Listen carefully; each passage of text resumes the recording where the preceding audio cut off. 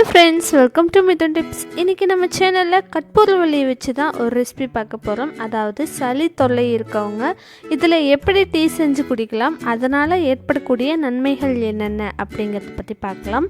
அதுக்கு முன்னாடி நம்ம சேனலை இன்னும் நீங்க subscribe பண்ணலனா மறக்காம கீழ இருக்க ரெட் பட்டன் பிரஸ் பண்ணிக்கோங்க. அப்படியே பக்கத்துல இருக்க பெல் ஐகானும் பிரஸ் பண்ணிக்கோங்க. அப்பதான் நம்ம சேனல்ல போடுற வீடியோஸ் நோட்டிஃபிகேஷன்ஸ் உங்களுக்கு வரும். நீங்களும் மிஸ் பண்ணாம பார்க்கலாம். கற்பூரவள்ளியில் பார்த்திங்கன்னா நிறைய ஹெல்த் பெனிஃபிட்ஸ் இருக்குது.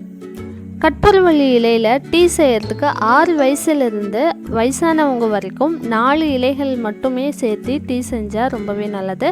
அதுக்கு கீழே இருக்க குழந்தைங்க ஒரு 3லேருந்து 6 வயசு இருக்க குழந்தைங்களுக்கு பார்த்திங்கன்னா 2 இலை மட்டுமே சேர்த்து நம்ம டீ செஞ்சுக்கலாம்.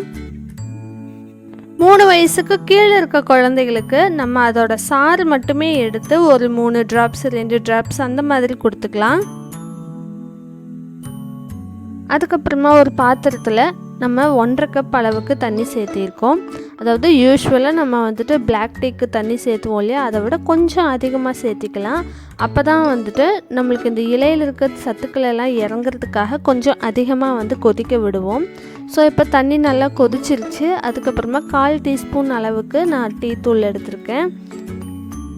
உங்களுக்கு டீ நல்லா ஸ்ட்ராங்காக வேணும்னு தோணுச்சுன்னா அதுக்கு தகுந்த மாதிரி நீங்கள் தூள் எடுத்துக்கோங்க.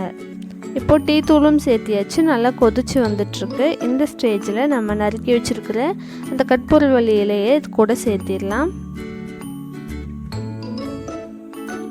நீங்கள் விருப்பப்பட்டால் பால் சேர்த்தி கூட இது குடிக்கலாம். நான் இன்றைக்கி டீயில் பால் சேர்த்திக்கலை.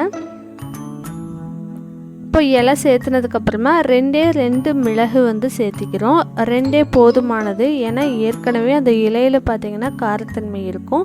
கூடவே மிளகும் சேர்த்தும் போது நம்மளுக்கு கபமாக கட்டி இருக்க அந்த சளியெல்லாம் கரைஞ்சி வந்துடும். அந்த இலைகளும் மிளகும் சேர்த்ததுக்கப்புறமா ஒரு 2 நிமிஷம் நல்லா பாயில் பண்ணிவிட்டு அதுக்கப்புறமா அதை அடுப்பை ஆஃப் பண்ணிவிட்டு ஃபில்டர் பண்ணிடலாம்.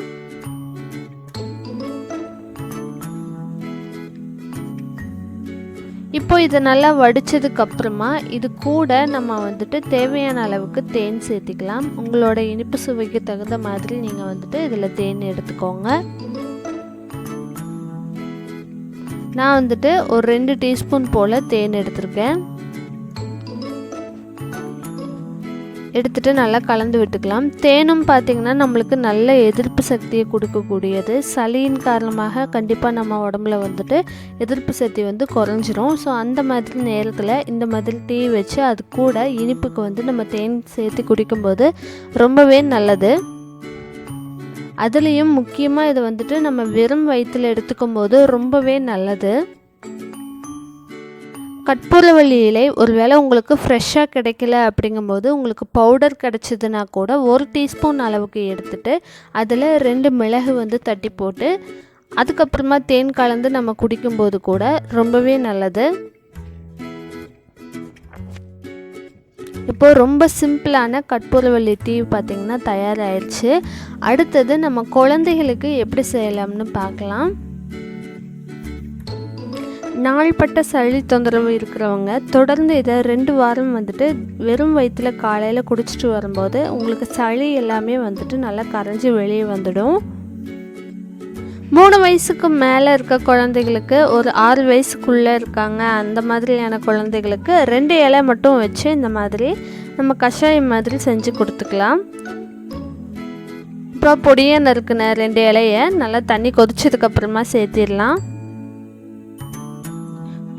குழந்தைகளுக்கும் பார்த்திங்கன்னா ஆரம்பத்துலேருந்தே நம்ம இதெல்லாம் கொடுத்து பழக்கும்போது அதிகமாக நம்ம அவங்களுக்கு மெடிசின்ஸ் எதுவும் கொடுக்காமையே தவிர்த்துடலாம். அவங்களுக்கு லேசாக மூக்கில் சளி வருது அப்படிங்கும்போதே நம்ம இதை ப்ரிகாஷன்ஸ் எல்லாம் எடுத்துக்கும் போது அவங்களுக்கு அது அதிகமாகாமல் தடுத்துடலாம். கூட வாசனைக்காக ரொம்ப கம்மியாக ஏலக்காய் நான் சேர்த்திருக்கேன். ஏன்னா அவங்க கொஞ்சம் வாசனையாக கொஞ்சம் இனிப்பாக இருந்தால் தான் குழந்தைங்க விரும்பி சாப்பிடுவாங்க.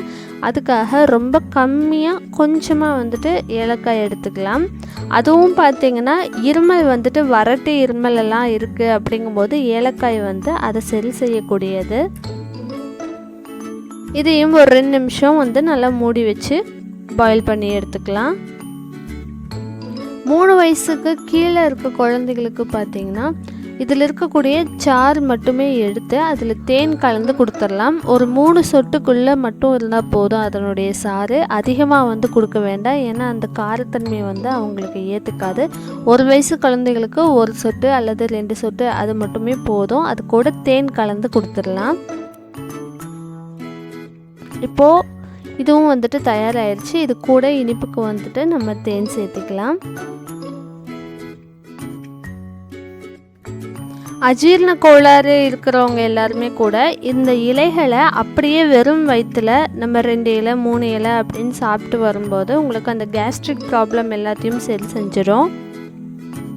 சளியால் ஏற்படக்கூடிய மூக்கடைப்பு, அதுக்கப்புறமா தொண்டை புண், இதை எல்லாத்தையும் போக்குறதுக்கு ரொம்பவே ஹெல்ப்ஃபுல்லாக இருக்கும்.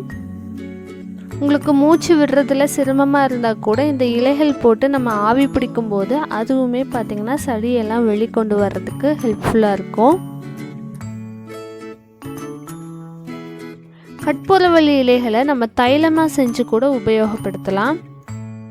அதாவது இந்த இலைகளோட சாறு எந்த அளவுக்கு எடுக்கிறோமோ அதுக்கு ஈக்குவல் குவான்டிட்டி வந்துட்டு நம்ம தேங்காய் எண்ணெயும் எடுத்து 2யும் சேர்த்து நல்லா காய்ச்சி, அதுக்கப்புறமா சளி நேரங்களில் நம்மளுக்கு மூக்கடைப்பு இருக்குது அப்படிங்கும்போது தலைக்கு, அதாவது நெத்திக்கு, மூக்குக்கு எல்லாமே கூட நம்ம தைலமாக உபயோகிக்கலாம்.